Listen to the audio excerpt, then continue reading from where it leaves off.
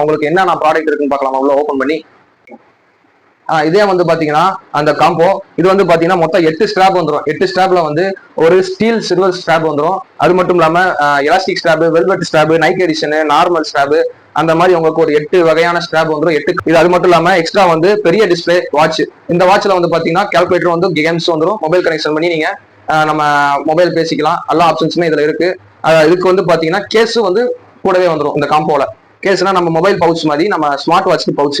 இந்த காம்போ வந்து பாத்தீங்கன்னா ஆன்லைன்ல வந்து 1500 2500 வரைக்கும் அமேசான், பிளிப்கார்ட் அந்த மாதிரி ஓடிடிஸ்ல சேல்ஸ் பண்றாங்க.